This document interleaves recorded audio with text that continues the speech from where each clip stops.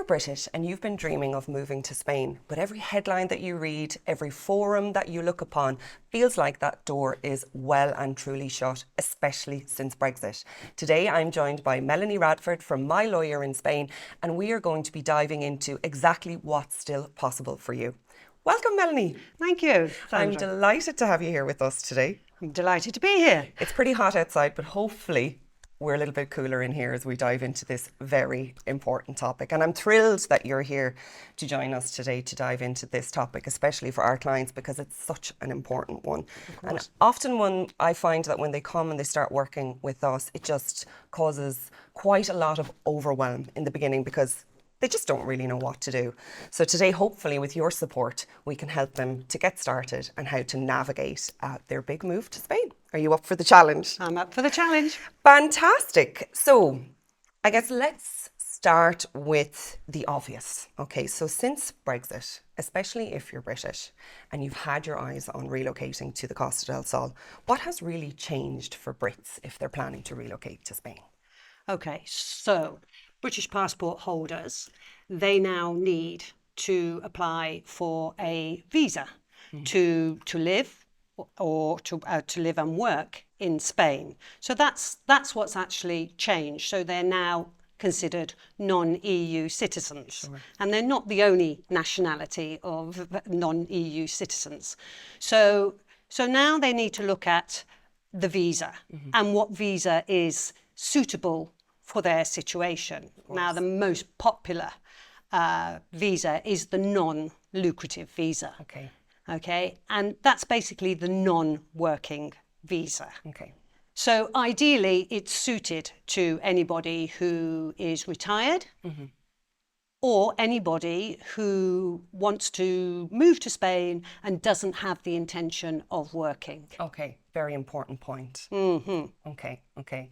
So if somebody is, intending on using the non-lucrative visa as part of their entry to come to Spain, and they're sitting in the UK at the moment, what should they do first? What do they need to think about now? The first thing they need to think about is, when do I want to move to Spain? Okay. And what have I also got going on? Am I going to sell my property? Okay, so we have timing going on there. Am I going to buy a property in Spain? And also, I want to apply for the visa. So which one of those things am I doing first? Of course, they can buy a property and they don't need a visa for that. So when they look at when do they want to move to Spain, what they need to do is think about the planning for the visa in advance. And I always say allow at least a couple of months to start gathering the documentation in advance of applying for the non-lucrative visa at the Spanish consulate in the UK. Now, obviously, there are 3 Spanish consulates in the UK, and depending where you reside in the UK will depend which consulate covers your particular area. Okay. Now, those 3 consulates will have different requirements, which is probably why you hear all the inconsistencies that are going on there. So the first point is, which consulate will you be attending? Okay. And you plan in advance, a couple of months at least, planning that documentation. And then you will attend the consulate appointment with that documentation. And then you wait for the visa approval. The visa approval is up to 3 months. Okay. And then when you've received your visa approval, you then move to Spain and you apply for your TIE, which is your foreigner's ID, residency permit, which will be valid for 1 year. Okay, perfect. So that all sounds very logical, right? Very simplistic. But I think you and I both know that in reality, sometimes life can throw little curveballs in the way. Yeah. So if somebody is, in the process, they see really clearly, okay, I need to find my local consulate. That's my first step. I prepare my documentation. I apply for my visa. What curveballs should they start to prepare for? What should they be aware of? They need to understand what the requirements are the documentation requirements for the non-lucrative visa. Okay. Don't second guess those documentation requirements, and also make sure you're up to date. Okay. Because they do change. Of course. So they need to know and understand exactly what documentation requirements are. So, for example, the financial resources, what exactly is required for that? The private medical insurance, what exactly is required for that? Not travel insurance, we're talking private medical insurance with a provider authorised to operate in Spain. Yes. And then there's all the other, depending on their situation, if they're coming across with family members, so dependent children as well, there's documentation requirements for that. Okay. So often people get confused about the order in which they should do things, Melanie. You know, what comes first? This is true. There is a great confusion out there as to, okay, do I sell my UK property first, or do I start the visa process? When do I start that visa process? I would say sell the UK property first. Okay. If you need those funds to fund the non-lucrative visa, especially, because if you start the visa process and you haven't sold that UK property, and the UK property sale falls through, then you're going to have rework Yes. on your visa Because process. you get a time frame, right? Because, Yeah. and you're reliant on that UK property sale. Okay. And so, yes, it means that once you've sold your UK property for a period of time where there's an overlap with applying for the visa and getting the visa approval, that you're going to have to find rented accommodation, say, in the UK. But it's far easier Yes. to do that than get the visa, the house falls through, and then you can't move to Spain because you're waiting on this UK property sale. I think you're completely right, and you know, I really appreciate, you know, your take and your honesty on that, because often I see people getting overwhelmed, putting unnecessary pressure on themselves because they're trying to do too many things in sequence. And let's be honest, this is a huge decision. It's a huge move. Absolutely. You don't need to necessarily be adding additional pressure on yourselves by not necessarily having the right sequence in order. So I really, you know, appreciate that. It's sell the UK property first if that's what you need to do, if you need that to fund your move and support your visa application, and then take it from there in terms of your own chain of events. I think that's really valuable.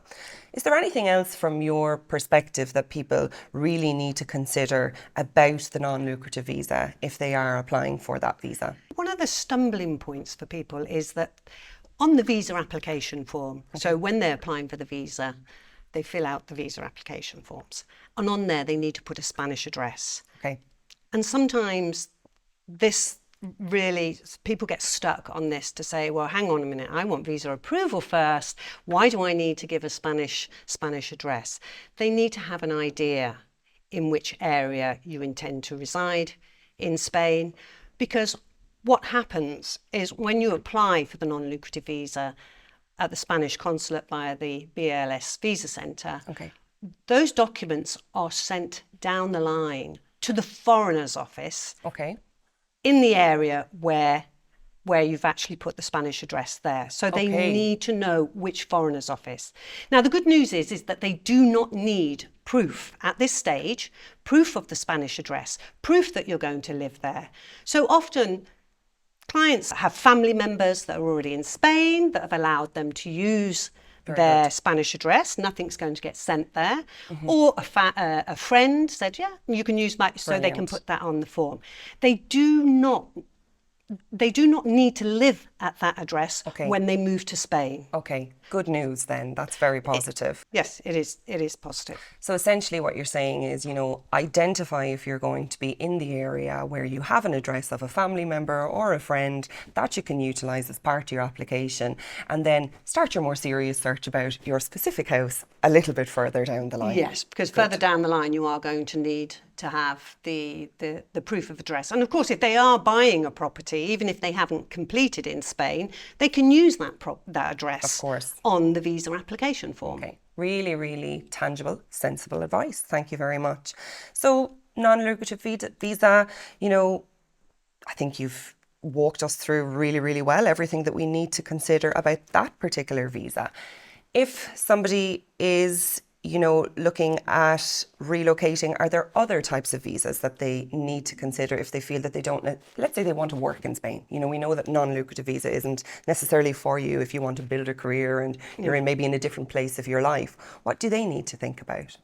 Well, if they want to work in Spain, it depends what type of work, whether they want to be self-employed in Spain or whether they want to work for a company in Spain. Now, if they want to work as for a company in Spain as an employee, it is the employer that needs to obtain approval from the Foreigners Office to employ a non-EU citizen. Okay. Okay, so that's the first step. So they've got to talk about that with the employer here in Spain. Okay. And then once they've got approval to work in Spain as an employee of a company, I mean, the typical one there are the private schools out here that require the English teachers because of the English curriculum. So that's the work visa employed by a Spanish company. You've also got the self-employed visa. The self-employed visa are for those that wish to set up a business in Spain. Yes. Okay, and they would register as self-employed. The very first step of this, a self-employed visa, is a business plan. Okay. And it needs to be a viable business plan. Okay. Allow at least 2 to 3 months to get that business plan together, and you will need a professional economist to help you with that business plan. So whether it's an existing business that you've got in the UK and you want to expand that into Spain, that all needs to go into the business plan. Okay. And then the next step is, once you have the business plan, you then go to the Spanish consulate, and you apply for approval of the business plan. Okay. Now, the downside to that is there's no turnaround time for that business plan. Okay. So it could take 6 months. It could take 11 months. Right. So there's a hold up there, and there's also no guarantee of approval of that business plan. So it is worth spending time on that business plan to make sure it is truly viable. Okay.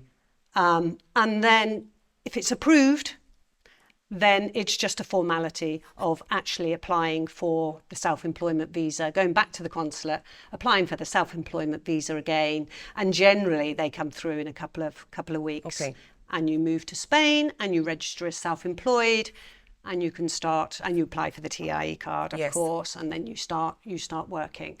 Okay, that's really interesting. So it's important that if that is somebody's pathway and they are going down the self-employment route, but they want to, establish or bring their business to Spain, they should not get so fixated on a timeline. It's going to take as long as it takes. It is. And if somebody is looking at buying a business in Spain and working as self-employed for that business, that there is going to be a delay between them buying it and getting approval. But the good news is, with an existing business, if the books are good, then the business plan is going to look good as well. And they can see that it's a business that's already up and running. So there's some things to definitely take into consideration if that's the route that you're going to buy something viable that's been existing and operating and has proof that it's been operating to a good standard. That will definitely, I guess, make your path easier, right? You would imagine. Absolutely, because they can see that it's been doing well and so forth. So really good. Now, if somebody wants to go that path and they're bringing family members or dependents with them, what should they think about? Well, with the self-employment visa, they cannot add dependent family members. Okay, so children under the age of 18 can apply for the non-lucrative visa. Okay. So they would have to apply for a separate visa. Okay, so from a sequence of events, it would be get your security around your self-employment status first, and then work on the non-lucrative for your family members to be 100% sure. Get that approval. Get the approval of the self-employment business report. Very good. And so that covers that pathway. And I know that, following the press and media recently, and I'm no expert, so I will rely on your support here, there was certain changes to legislation this year that, are important for people if they are considering a move in the near future, right? Yes. So from the 20th of May, okay, there was some new legislation that came in, and one of them in particular affects the non-lucrative visa. Okay. And it's the renewal periods. Okay, so we talk about the non-lucrative visa up front, and we talk about for a married couple, for example, they need to show financial resources of €36,000 equivalent, okay, to reside in Spain for 1 year. Yeah. And then what you do after 1 year, you can renew for a period of 2 years, and then renew for another period of 2 years. Okay. Now, the renewal of the 2 years, originally there was not a requirement to have spent more than 180 days in Spain to qualify for renewal. In fact, they actually removed it at one stage. And with effect from the 20th of May, now they're saying to qualify for the renewal of the non-lucrative visa for the 2-year period, you must have spent more than 183 days per calendar tax year in Spain to qualify for the 2-year renewal. Got you. So the calendar year, January to December. So that effectively makes them Spanish tax residents. Sure. So that's important to take into consideration. It is important because anybody now that's thinking of starting the non-lucrative visa, so some people wanted to spend half the time in Spain, half the time, say, in the UK, wanted to keep tax residency in the UK. Well, they can still do this year on the non-lucrative visa, but they've got to think about the renewal. Sure, so it's forcing them to think about their long-term plans, maybe when they thought they could be a little bit more flexible. Yes. Yeah. I got you. That's very interesting for people to know. And as you say, that was legislation that was brought in May of this year, so potentially something that not everybody is as up to date with yet. So it's important that they think about that for their long-term planning too. What about then options for EU spouses? Okay, so if you're an EU citizen and you're married to a non-EU citizen, so that could be a British citizen, and you wish to move to Spain and reside in Spain, then the legislation states that the EU citizen, if they have the intention of spending more than 90 days, 3 months in Spain, living in Spain, then they must register for EU Spanish residency. Got you. Okay. An EU citizen will apply for what's commonly known as the green card. Sure.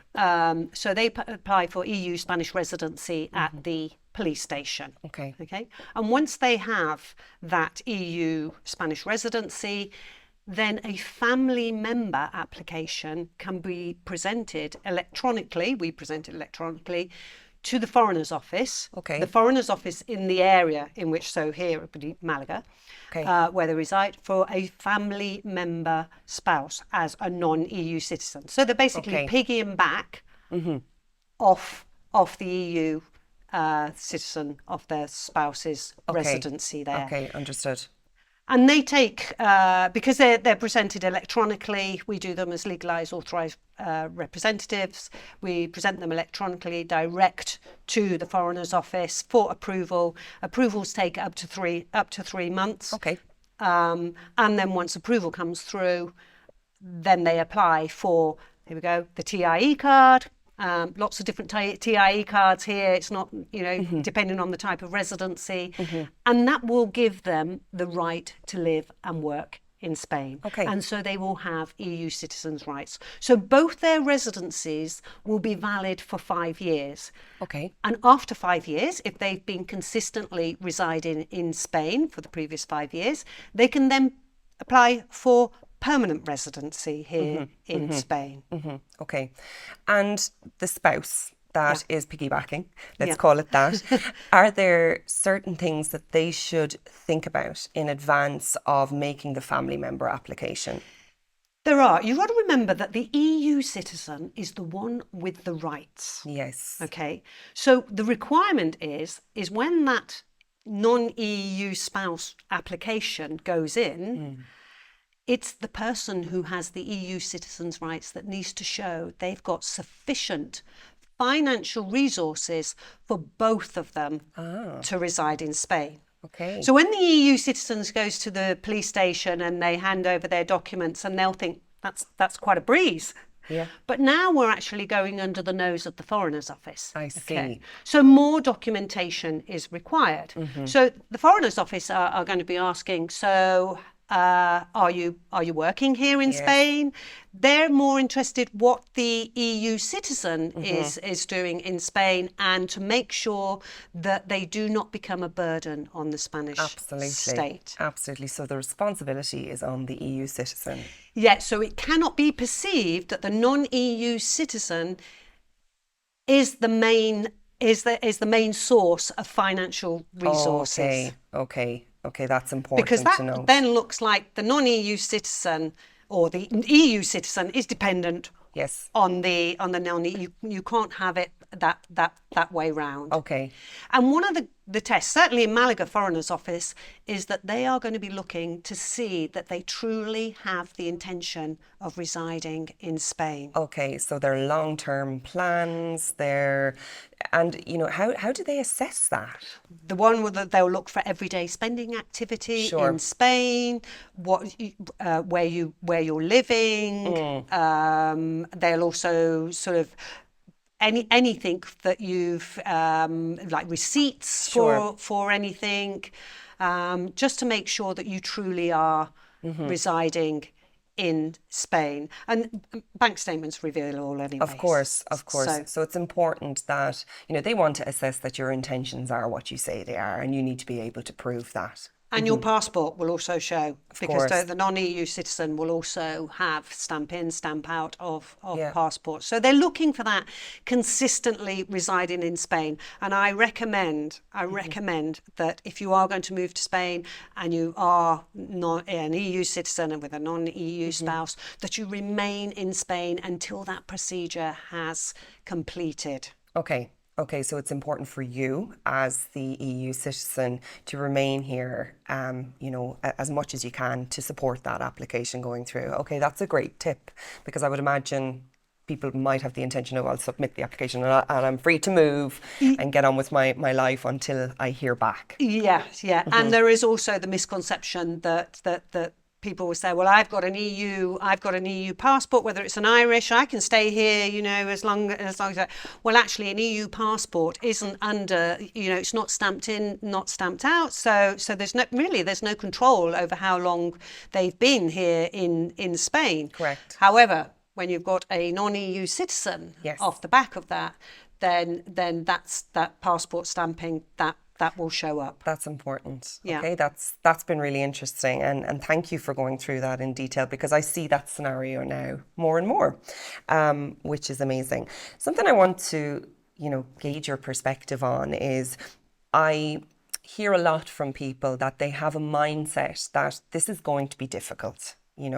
Going through the process and the motions of deciding what visa is right for me and going through that process. Oh, it's going to be so difficult. Bureaucracy in Spain is a headache. It's just going to be a nightmare. Is that a myth? Well, it is a myth if you're trying to navigate this yourself and you are also checking constantly social media for this, that and the other, and all these different opinions that are coming through, and you don't know where to start. Yes.